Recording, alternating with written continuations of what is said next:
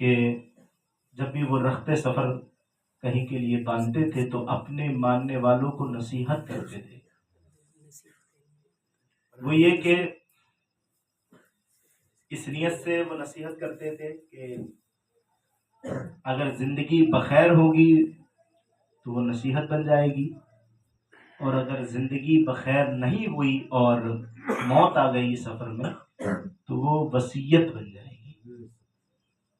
اور ماننے والے حضرات، محبت رکھنے والے حضرات محروم نہیں رہیں گے.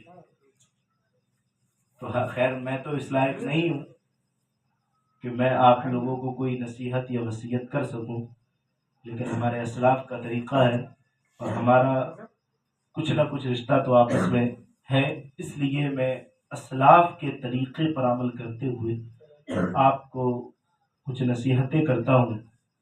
اللہ رب العزت قبول فرمائے. سب سے پہلی نصیحت تو ہماری یہی ہے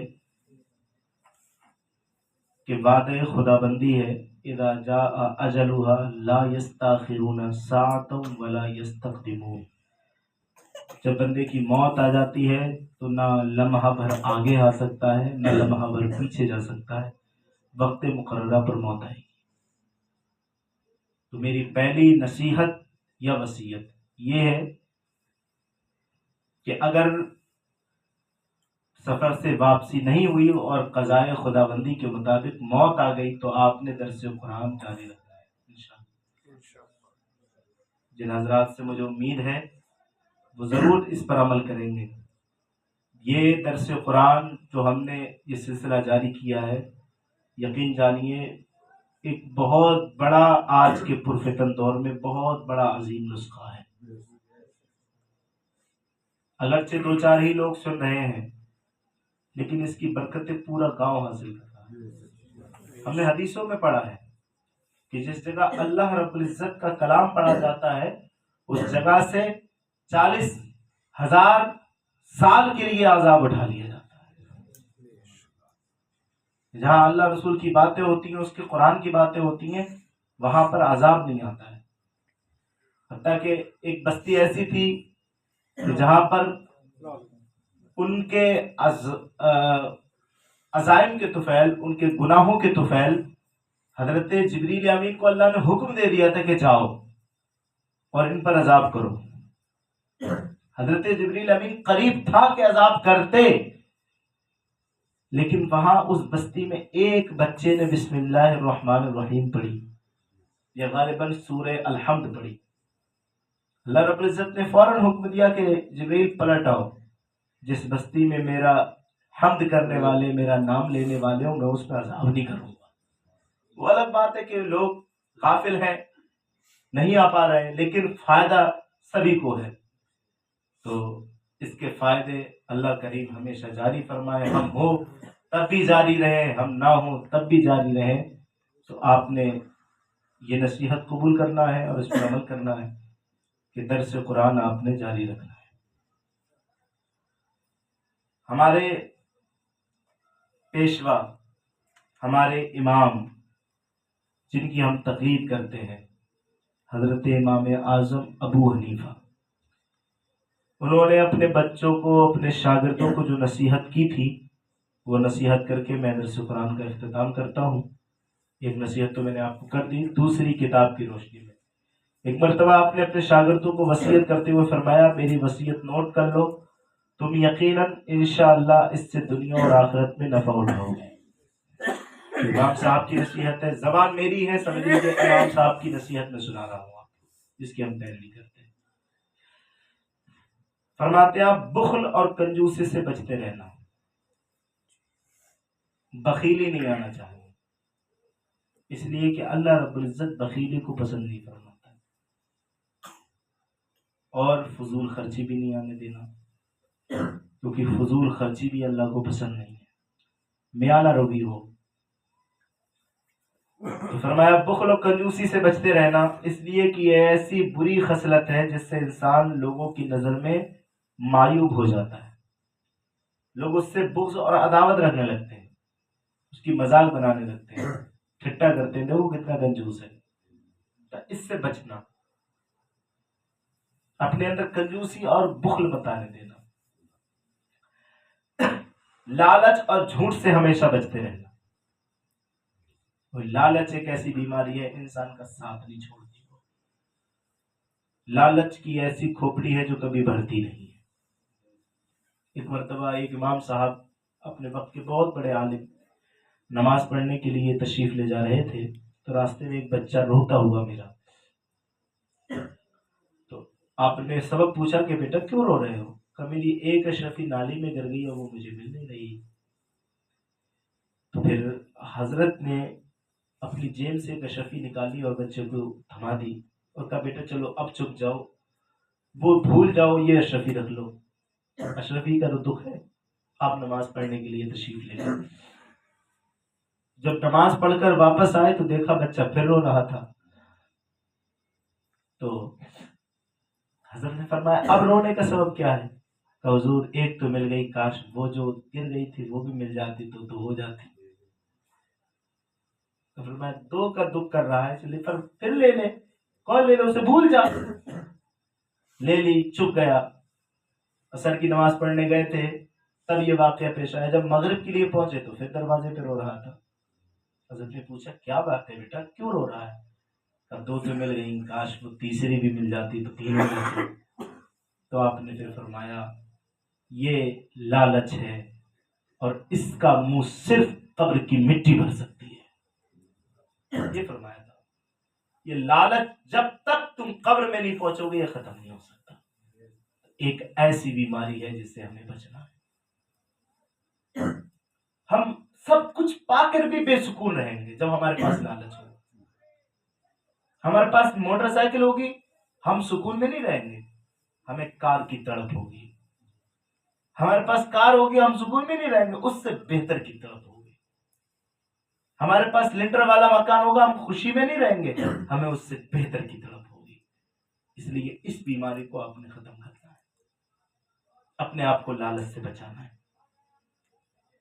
اور جھوٹ سے اپنے آپ میں پرہیز کرنا ہے۔ جھوٹ پیارو ایسی بیماری ہے جو انسان کا بھروسہ ختم کر دیتی ہے، انسان کی وقار، اس کی عزت، اس کا احترام سب ختم کر دیتی ہے۔ جھوٹے آدمی پر کوئی بھی بھروسہ نہیں کرتا اگرچہ وہ سچ بھی بولے، اور سچے آدمی پر ہر شخص بھروسہ کرتا اگرچہ وہ کبھی کبھی جھوٹ بول جاتا، لیکن جھوٹے پہ کبھی نہیں کر سکتا۔ وہ مثال شاید آپ لوگوں نے سبھی نے پڑھی ہوگی، بچپنے میں پڑھائی جاتی ہے، تعمیر ادب کا پہلا حصہ۔ اس میں ہے ایک مثال ہے کہ ایک بچہ اپنے بکریوں کو چرا رہا تھا، اسے مذاق سوجی اور اس نے چلانا شروع کر دیا کہ بھیڑیا بھیڑیا بھیڑیا۔ لوگ دوڑتے ہوئے آئے اس کی آنت و مدد کے لیے کہ بچے کا کیا بنے گا، بچے کو نہ کھا جائے، بکریوں کا کیا بنے گا، بیچارہ غریب ہے۔ پورا گاؤں جمع ہو گیا، لاٹھیاں لے کر آئے کہ کہیں بھیڑیا نقصان نہ پہنچا دے۔ تو جب لوگ پہنچے تو وہ اسے ہنستا ہوا پایا، وہ ٹھٹا لگا رہا تھا کہ دیکھو میں نے سب کو بیوقوف بنا دیا۔ وہ لوگ پہنچے ہی تھے گھر پر کہ سچ میں بھیڑیا آ گیا۔ اب وہ بہت چلاتا رہا، بہت کوششیں کرتا رہا، ساری بکریاں بھیڑیا کھا گیا، اسے بھی زخمی کر گیا، لیکن کوئی واپس نہیں آیا کیونکہ پہلے اس نے اپنا اعتماد جھوٹ کے ذریعے ختم کر دیا تھا۔ تو یہ ختم کریے پیارے اسلامی بھائیوں۔ اس قدر جھوٹ کی بیماری عام ہو گئی ہے کہ ہمیں احساس بھی نہیں ہوتا کہ ہاں یہ کوئی گناہ بھی ہے، حالانکہ رب کا فرمان قرآن پاک میں اللہ فرماتے ہیں لعنت اللہ علی الکاذبین، اللہ جھوٹ بولنے والوں پر لعنت فرماتا ہے۔ اللہ کی لعنت ہے اس شخص پر جو جھوٹ بولتا ہے، ہمارے کاروبار جھوٹ پر، ہماری رشتہ داریاں جھوٹ پر۔ لڑکا کام کرتا ہے کچھ اور، لڑکا مزدوری کرتا ہے، کیا سلائی کرتا ہے میرا بچہ، لڑکا دوسروں کی پراتیں اٹھاتا ہے اور رشتہ دیکھنے والے اکثر کہتے بھائی اپنا خود کا کاروبار ہے۔ ہمارے رشتے جھوٹ پر، ہمارے کاروبار جھوٹ پر، لہذا اس بیماری سے بھی ہمیں پرہیز کرنا۔ پھر فرمایا کبھی گھٹیا کام مت کرنا، ایسا کام مت کرنا جس سے تمہاری عزت گھٹے، کوئی گھنونا کام مت کرنا، کیونکہ جب بندہ کتنا بھی عزت والا ہو، یاد رکھیے گا میری بات پر توجہ، کتنا بھی عزت والا ہو، اگر ایک بار نیلام ہو جائے تو اس کی عزت پھر وہ وقار وہ مقام واپس نہیں آتا۔ یہ عزت ایک بہت بڑی چیز ہے، اس کی ایک بہت بڑی اہمیت ہے۔ جب یہ ایک بار ختم ہو جاتی ہے تو بندہ پھر چاہے کتنا روتا پھرے، کتنا گڑ گڑاتا پھرے، کتنا بھروسہ دلائے لوگوں کو، لیکن لوگ بھروسہ نہیں کرتے، لوگ بھروسہ نہیں کرتے۔ تو کسی گھٹیا کام میں مت پڑنا۔ چند منٹ کا مزہ، چند منٹ کا لالچ آپ کی زندگی برباد کر سکتا ہے۔ کبھی گھٹیا کام نہ کرنا۔ تمام معاملات میں مربت اور شرافت پیش نظر رکھنا۔ ہر چیز جب بھی آپ کے کوئی سامنے کوئی چیز پڑے تو اسے سنجیدگی سے نبھانا۔ بہت سے رشتوں میں کھوٹ نہیں پڑ جاتی اس وجہ سے کہ جب بھی بولتا ہے تو کڑوا ہی بولتا ہے، جب بھی بات نکلتی ہے تو تیزی نکلتی ہے، کتنے رشتے خراب ہو جاتے ہیں۔ طبیعتیں لوگوں کی اچھی نہیں ہوتی تو لوگ منہ لگانا پسند نہیں کرتے، حالانکہ چاہے نمازی ہو، چاہے غازی ہو، چاہے قرآن کا قاری ہو، لیکن طبیعت میں اگر اس کے سنجیدگی نہیں ہوتی ہے تو لوگ کہتے ہیں بھائی قاری صاحب تو ہیں لیکن بہت بڑے کھڑوس ہیں، جب بولتے ہیں تو اچھا نہیں بولتے، حضرت تو ہے لیکن ان کے آواز میں سلاست نہیں ہے، لوگ نفرت کرنے لگتے ہیں۔ تو لہٰذا اپنے تمام معاملات میں مربت اور شرافت رکھنا۔ ہم نے اپنے استادوں میں دیکھا ہے، اپنے استاد محترم کا ایک واقعہ میں پیش کرتا ہوں کہ جب ہم شاہجہاں پور پڑھتے تھے تو اپنے استاد محترم کے ساتھ ہم اسٹیشن سے مدرسے تک پہنچے۔ پہلے حضرت نے پیسے طے کر لیے تھے کہ اتنے پیسے لینا ہے تم نے، اور وہ جو پیسے طے کیے تھے وہی رائج بھی تھے وہاں، لیکن وہ جو رکشے والا تھا وہ نہ جانے کس طبیعت کا مالک تھا، مدرسے کے گیٹ پر آ کر وہ حضرت سے لڑنے لگا، زبان دراز کرنے لگا۔ وہ جتنا زبان دراز کرتا حضرت اتنی نرمی سے بات کرتے۔ میں دیکھ رہا تھا کہ حضرت اگر ایک آواز نکال دیں گے تو مدرسے کے سارے بچے آ کر چڑھ جائیں گے اس پر، اتنا تیز ہو رہا تھا لیکن حضرت سنجیدہ ہو رہے تھے۔ تو میں نے پھر استادوں سے سیکھا کہ یہ عالمانہ طریقہ ہوتا ہے۔ وَعِبَادُ الرَّحْمَنِ الَّذِينَ يَمْشُونَ عَلَى الْأَرْضِ هَوْنًا، رحمان کے بندے تو زمین پر آہستہ آہستہ چلتے ہیں، ان کی طبیعتوں میں ٹھہراؤ ہوتا ہے، ان کے مزاج میں سنجیدگی ہوتی ہے۔ تو اپنے مزاج میں سنجیدگی پیدا کرنا، تمام حالات میں صاف ستھرے سفید کپڑے استعمال کرنا ہے، اچھے کپڑے پہننے۔ بندہ اگر پیسے کے اعتبار سے اچھا ہو اور اس کا بینک بیلنس بھی اچھا ہو، کھیتی باڑی بھی اچھی ہو، لیکن کپڑے اچھے نہ ہو تو انسان عزت کی نظر سے نہیں دیکھتا ہے۔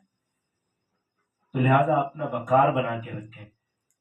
اچھے کپڑوں کو حضور پسند فرماتے تھے، حتیٰ کہ ایک صحابی آئے جن کی داڑھی الجھی ہوئی تھی، بال بکھرے ہوئے تھے، حضور نے فرمایا تم کنگھی کیوں نہیں کرتے اپنے بالوں میں، تم اپنے داڑھی کو سنوارتے کیوں نہیں؟ پھر آگے فرمایا الطہارۃ نصف الایمان، صفائی ستھرائی تو آدھا ایمان ہے، ایمان کا حصہ ہے۔ تو صفائی ستھرائی کے ساتھ رہنے کی کوشش کرنا۔ اور ماہ رمضان میں تو اللہ کے مہمان ہیں، ہم اس کی مسجدوں کے مہمان ہیں، تو اچھے کپڑے استعمال کرنا ہے۔ اور دعوت دوں گا کہ اسلامی کپڑے اگر آپ استعمال فرمائیں تو مرحبا، یہ ہمارا اسلامی لباس، یہ ہمارا اپنا لباس ہے، یہ تو مغربی تہذیب ہے جو ہم پہنے ہوئے ہیں۔ اسلامی لباس کی طرف آئیں، اللہ تعالیٰ خوب ہمیں توفیق دے۔ اس کے بعد خود کو لوگوں سے بے نیاز ظاہر کرنا ہے، کسی کا محتاج نہیں بننا ہے۔ بات میں لوگوں کے سامنے شکوے رکھ دینا، اپنی حاجتیں رکھ دینا، وہ کچھ نہیں دیتا ہے، وہ صرف مزے لیتا ہے کہ میرے پاس یہ نہیں، میرے پاس وہ نہیں۔ وہ تمہیں دے رہا ہے کیا؟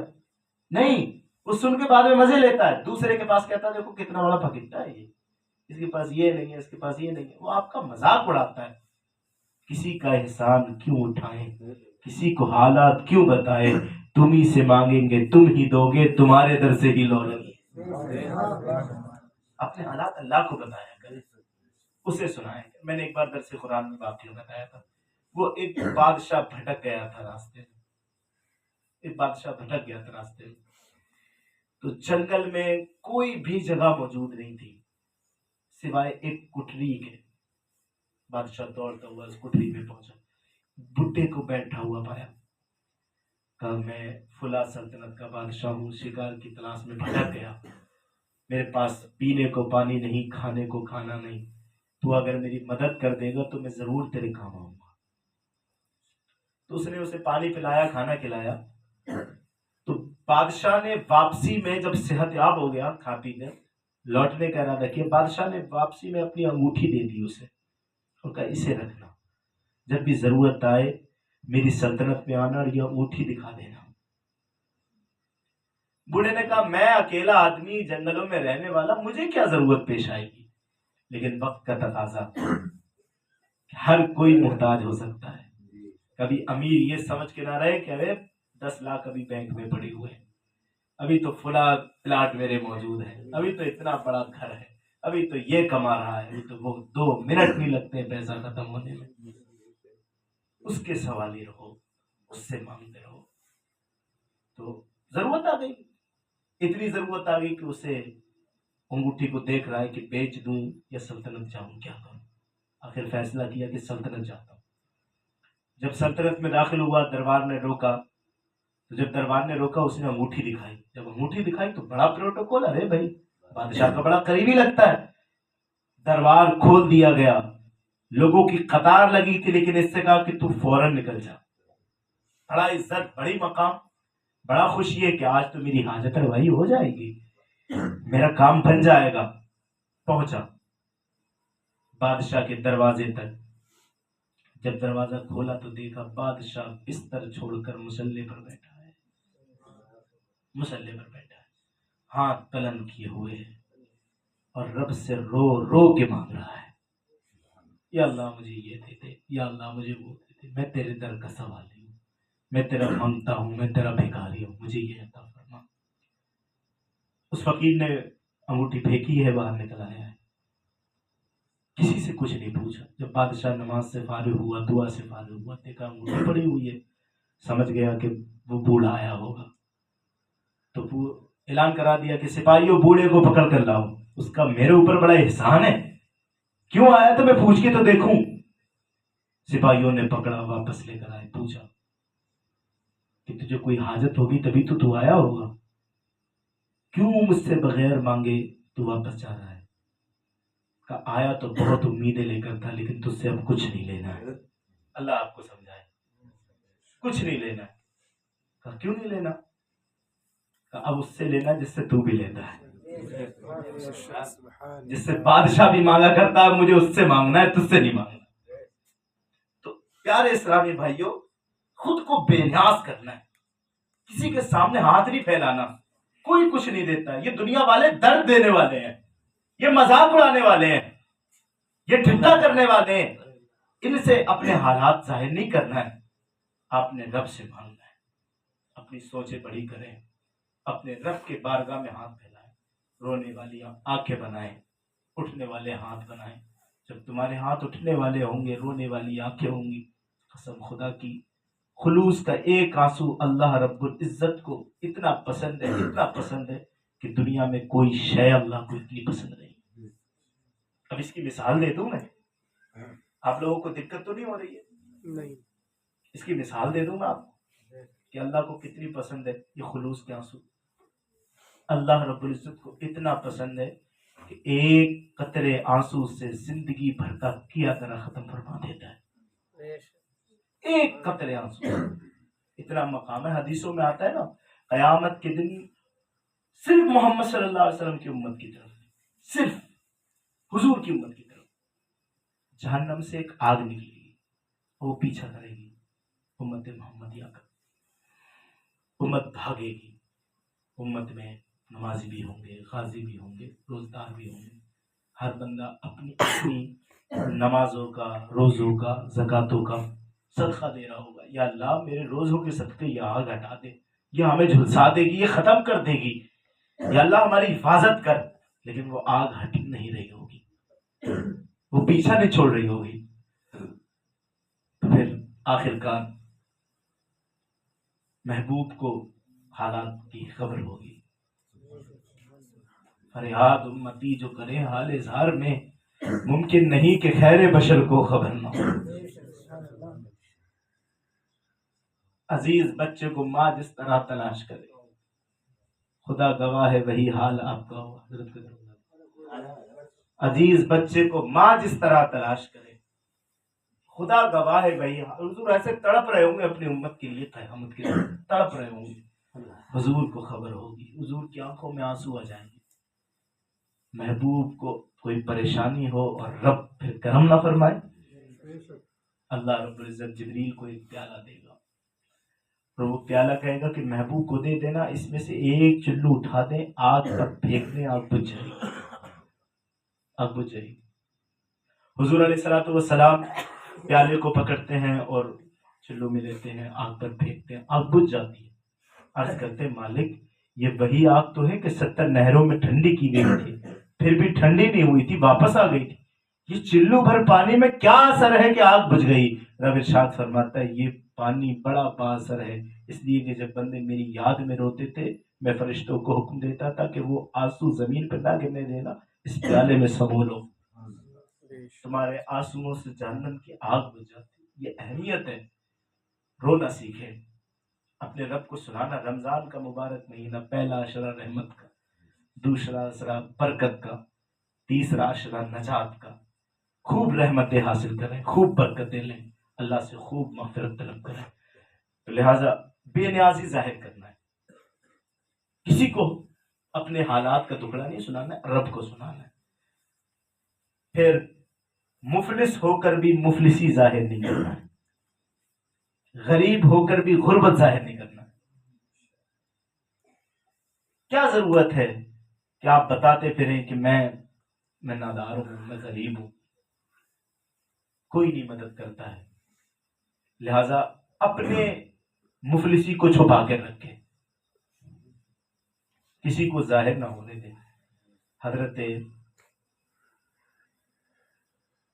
عالمگیر رحمت اللہ تعالی علیہ، آپ کے استاد تھے ملا جیون. آپ نے ایک مرتبہ ملا جیون علیہ رحمت و رضوان کی دعوت کی. ملا جیون کوئی عام عالم مت سمجھیے گا. نور الانوار ایک فقہ کی بہت بڑی کتاب ہے، اصول فقہ کی، اس کے مصنف اور رائٹر ہیں. وہ بہت بڑے عالم تھے. تو حضرت علامہ عالمگیر بادشاہ بھی تھے، علامہ بھی تھے، بہت بڑے اللہ کے قریبی بندے تھے.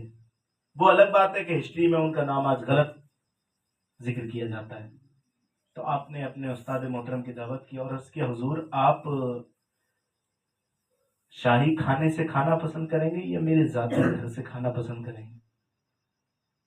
تو ملا صاحب نے سوچا.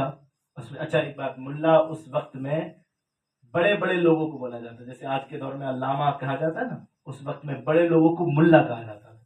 اب تو ایک طریقے کی چڑ بن گئی ہے ملا، آج کے دور میں اصطلاحات کا اعتبار ہوتا ہے. تو اس وقت بڑے بڑے علماء کو ملا کہا جاتا تھا. تو حضرت ملا جیون نے سوچا کہ بھائی ذاتی کھانا بادشاہ کھلائے گا تو بھائی بڑا اعلیٰ ہوگا. تو اپنے کہا مجھے شاہی نہیں کھانا، ذاتی کھانا ہے. تو حضرت عالمگیر علیہ رحمت الرضوان نے دعوت کی، گھر میں بلایا، دسترخوان لگایا اور آپ نے دال پیش کی. دال ان کا حضور کھائیے. حضرت علامہ صاحب حیران رہ گئے کہ بادشاہ یہ کھاتے ہو؟ تو حضور میں یہی کھاتا ہوں، کیونکہ میں صرف ٹوپیاں بیچ کر گزارا کرتا ہوں، اس سے مجھے یہی مل پاتا ہے. بادشاہ تھے لیکن کبھی اپنے مفلسوں کو ظاہر نہیں کیا، اس لیے کہ وہ رب کو سنانے والے تھے، وہ رب کو بتانے والے تھے. لہذا مفلس ہو کر بھی مفلسی ظاہر نہیں کرنا ہے، بلند ہمت بننا ہے. ذرا ذرا سی باتوں پہ ہمت توڑ کر نہیں بیٹھ جانا. جو لوگ بے ہمت ہوتے ہیں وہ آگے نہیں بڑھ پاتے. جو لوگ ٹھوکر کھا کے سیکھتے ہیں، جو ہار سے سیکھتے ہیں، وہی آگے بڑھتے ہیں. میں کئی بار یہ شعر سنا چکا ہوں پھر سے عرض کرتا ہوں، ملال ہے مگر اتنا ملال تھوڑی ہے، یہ آنکھیں رونے کی شدت سے لال تھوڑی ہے، مزہ تو تب ہے کہ تم ہار کے بھی ہنستے رہو، ہمیشہ جیت ہی جانا کمال تھوڑی ہے۔ بندہ ہار سے سیکھے پھر آگے بڑھتا ہے، پھر آگے بڑھتا ہے۔ تھامس ایلوا ایڈیسن جس نے بلب کا ایجاد کیا ہے، پتہ ہے اپنے اسکول میں سب سے زیادہ پسندی تھا، حتیٰ کہ تھامس ایلوا ایڈیسن کو انگلش کی کتابوں میں لکھا ہوا ہے کہ ٹیچر نے باہر پھینک دیا نکال کر کہ تو کچھ نہیں حاصل کر سکتا۔ اب جب اکیلا پر ملا، خلا ملی، فضا ملی، اکیلے کمرے میں اتنی ریسرچ کی کہ آج جو جلتے ہوئے بلب نظر آ رہے ہیں یہ تھامس ایلوا ایڈیسن کی دین نظر آ رہی ہے۔ بندہ اپنے آپ میں غور کرے، بلند ہمت بنے، کسی بھی ٹھوکر کھا کر اپنے آپ کو نڈھال نہ کر دے، بلکہ ہمت قائم کرے، پست ہمتی سے بچتے رہے۔ اس لیے جو لوگ پست ہمت ہوتے ہیں وہ لوگ پست درجہ بھی ہو جاتے ہیں، آگے نہیں بڑھ پاتے۔ کسی بالخصوص بچوں کے لیے میں یہ کہ کسی کمپٹیشن میں حصہ لینا ہے، کسی امتحان میں بیٹھنا ہے، پہلے سے ڈر گئے، یا کبھی مصلح پہ تراویح سنانا ہے، ارے ہم کیسے سنا پائیں گے، پیچھے یہ قاری صاحب ہے، وہ مفتی صاحب ہے، یہ ہے وہ ہے، ان کے سامنے میں کیسے سنا سکتا ہوں۔ آج کے میں اس وقت میں جب میں پہلی بار میں نے تراویح سنائی تھی تو میں اس وقت کا واقعہ پیش کرتا ہوں۔ اس وقت میری داڑھی نہیں تھی، میں بالکل چھوٹا بچہ ہی تھا جب میں حافظ ہوا تھا، تو میری جگہ شاہجہاں پور میں لگی تھی۔ جب میں وہاں پہنچا تو لوگوں نے باتیں بنانا شروع کر دیں کہ یہ چھوٹا بچہ کیا سنا پائے گا تراویح۔ بعض لوگوں نے کہا کہ انہیں بھیج دیجئے، یہ نہیں پڑھا پائیں گے۔ ایک پھر یہاں سے مجھے ڈر پیدا ہوا، اور پھر جب ہم مصلح پر پہنچے تو ایک امام حضرت تھے حافظ صاحب، انہوں نے باقاعدہ ہمارے سامنے ہمیں دکھا کر ریکارڈنگ لگا دی اور موبائل رکھ دی ہمارے سامنے، وہ خود بھی حافظ پلس ریکارڈنگ، تو ہم اور ڈر گئے۔ بمشکل ہم نے 2 پارے سنائے، اور سنانے کے بعد ہم یہاں آئے اپنی نشست پر، اور ہم نے پکا ارادہ کر لیا اب ہم نے بھاگنا ہے یہاں سے، حضرت سے ہم نے یہاں سے جانا ہے، اتنا بڑا کام ہم نہیں کر سکتے، کیا پتا کتنی غلطی نکلی ہوں گی اور وہ سب ریکارڈ ہو گئی ہوں گی، اب وہ کیا کیا باتیں بنائیں گے حافظ صاحب۔ تو پہلے میں نے حضور استاد محترم کے پاس فون کیا، حضرت قاری سعید صاحب، اللہ ان کے خوب عمر کو بلند فرمائے، ان کے تمام امراض کو، بیمار رہتے ہیں حضرت، ان کو شفا دے۔ تو میں نے حضرت سے کہا حضرت مجھے سنا نہیں پا، میں نہیں سنا پاؤں۔ حضرت نے بتایا بیٹا تم 5 پارے میرے پاس سنا چکے ہو، اور جو اپنے استاد کو سنا دے پھر وہ کہیں بھی سنا سکتا ہے، میں تمہیں اجازت دے رہا تم پڑھو، کچھ نہیں ہوگا۔ پھر بھی ہمت نہیں بنی، تو پھر گھر بتایا۔ اس وقت جو ہمارے والد صاحب نے ہمیں نصیحت کی تھی وہ شاید آپ کو کارگر بنے۔ ہمارے والد صاحب نے فرمایا تھا کہ بیٹا جب مصلے پر کھڑے ہو تو پیچھے یہ سمجھو کہ سب جاہل ہیں، اپنے آپ کو پڑھا لکھا سمجھو۔ جب تم یہ سمجھو گے کہ سب جاہل ہیں، جب سب کو جاہل کے درجے میں اتارو گے تو پھر کسی سے نہیں ڈرو گے۔ یہ 2 نسخے میں نے لے کر کے جب دوسرے دن تراویح پڑھائی، الحمدللہ وہ کرم رب کا ہوا کہ ایک بار نہیں انہوں نے دوبارہ پھر مجھے تراویح کے لیے بلایا۔ باہمت بننا ہے، بلند حوصلہ بننا ہے، اپنی غلطیوں سے سیکھنا ہے، جو بھی آپ کے اندر کمیاں ان کی اصلاح کرنا ہے، آگے بڑھنے کی کوشش کرنا ہے۔ لگانی پڑتی ہے ڈبکی ابھرنے سے پہلے، غروب ہونے کا مطلب سوال تھوڑی ہے۔ سورج غروب ہوتا ہے تو ختم ہونے کے لیے، مٹنے کے لیے نہیں، دوبارہ پھر طلوع ہونے کے لیے۔ اگر آپ کو کبھی کوئی دقت آ جائے، پریشانی آ جائے، آپ زندگی کی ریس میں پیچھے رہ جائے، تو آپ نے جو نڈھال نہیں ہونا ہے، آپ نے غمزدہ نہیں ہونا ہے، بلکہ اس غلطی سے سیکھ کر آگے بڑھنے کی کوشش کرنا ہے۔ انشاءاللہ تمہارا رب ہی ہے جو تمہیں غالب فرمائے گا، میں آگے کرے گا۔ ابھی جلدی میں بچیوں کا تو آج پروگرام تھا، آج چھٹی ہوئی، اور اس سے پہلے لڑکوں کا تھا۔ تو جب ہم نے رزلٹ کھولا تھا تو بیچارے کچھ ہمارے بچے، ان سے زیادہ ہمیں دکھ تھا واقعی، لیکن جن کے نمبر کم آئے یا جو فیل ہو گئے وہ بیچارے رو رہے تھے بچے۔ تو میں نے ان کی ہمت بندھائی، میں نے کہا بیٹا اپنی غلطیوں سے آپ نے سیکھنا ہے، ابھی سے بے ہمت بن جاؤ گے تو پھر آگے کی بڑی لمبی زندگی پڑی ہے آپ کی۔ تو جو بندہ پست ہمت ہوتا ہے وہ پست درجہ ہو جاتا ہے، پھر وہ آگے نہیں بڑھ پاتا۔ وہ بلندیاں طے نہیں کر پاتا، اور جب جو ہر میدان میں سینہ تان کر کود جاتا ہے اللہ اسی کو فتح و نصرت عطا فرماتا ہے۔ اور اس کی میں بس آخری بات کرنے لگا ہوں، اور اس کی بہترین مثال ہمارے آقا علیہ الصلوۃ والسلام کی زندگی،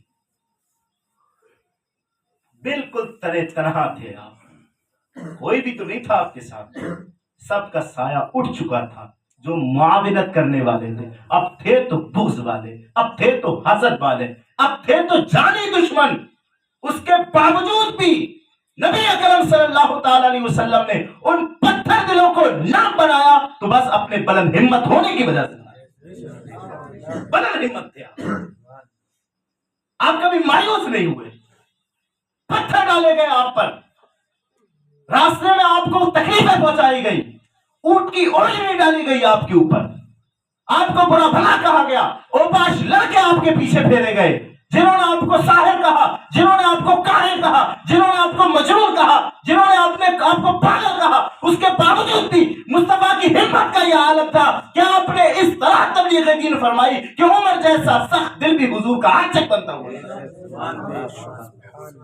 عاشق بن گیا، وہ نکلا تھا تلوار لے کر قتل کرنے کے لیے، لیکن وہ ہمت تھی آپ کی، وہ حوصلہ تھا آپ کا، وہ بلند ہمتی تھی آپ کی کہ وہ آپ کا عاشق بن گیا۔ اور پھر کتنا کام کیا اس نے، 22 لاکھ مربع میل کی حکومت کی اس نے، تو وہ پس درجہ رہ جاتا ہے پیارے اسلامی بھائی۔ اچھا ایک بات اور میں یہاں پر بتا دوں، اپنے بچوں کو آپ نے جو ہے ٹارچر نہیں کرنا ہے۔ کبھی ایسا ہوتا ہے کہ بچے کوئی بچہ آگے نکل گیا، کوئی پیچھے رہ گیا، تو اب اسے ہماری عادت کیا ہوتی ہے، اس سے پیچھے کیسے رہ گیا تو، کھاتا تو بہت ہے تو، پہنانے اڑانے میں تو کوئی کمی نہیں ہے تیرے ساتھ، کیوں اس سے پیچھے رہے؟ اب اس کی ہمت ختم، وہ سیکھے گا نہیں اس سے، اگر وہ 100 میں سے 10 نمبر بھی لے کر آئے نا، اس کو سینے سے لگاؤ، کہو بیٹا یہ دیکھو کہ نمبر کم آئے کیوں تیرے، اس پر غور کر، کوئی بات نہیں، شاباش، کوئی بات نہیں، تو نے ہمت تو کی، تو داخلہ تو لیا، تو بیٹھا تو امتحان میں، کوئی بات نہیں، فیل ہو گیا، آگے دیکھ، غلطیاں سوار۔ میں قسم کھا کے کہتا ہوں اگر اس طرح ہمت بناؤ گے انشاءاللہ اگلی بار وہ کسی نہ کسی پوزیشن پر ضرور نظر آئے۔ ہمت ختم مت کرو، ڈانٹو مت۔ اچھا کمپٹیشن کا معاملہ ختم کر دو کہ اس کی طرح بنو، اس کی طرح کرو، نہیں، اگر کمپٹیشن دلانا ہے تو یہ کہو کہ سب سے پہلے مصطفیٰ کی طرح بنو، ان کا کردار اپناؤ، ان کا طریقہ۔ ہمارے سب سے بڑے آئیڈیل، ہمارے سب سے بڑے ہیرو، ہمارے سب سے بڑے رہنما اگر ہیں تو وہ مصطفیٰ جان رحمت ہے، ان کا طریقہ۔ اور کبھی بلندی کا منہ نہیں دیکھتے وہ حضرات جو پست ہمت ہوتے ہیں۔ تو میری یہ نصیحتیں تھیں آپ حضرات کے لیے، مجھے امید ہے آپ نے قبول کرنا ہے اور عمل کرنے کی کوشش کرنا ہے۔ میرے لیے دعا کرنا ہے کہ اللہ مجھے وہاں فتح نصرت عطا فرمائے۔ حضرت امیر معاویہ رضی اللہ تعالی عنہ جو کہ مومنوں کے ماموں لگتے ہیں رشتے میں، کیونکہ حضرت میمونہ رضی اللہ تعالی عنہ حضور کی بیوی ہیں، وہ حضور کے بیوی کے جو حضرت میمونہ ان کے سگے بھائی ہیں حضرت امیر معاویہ۔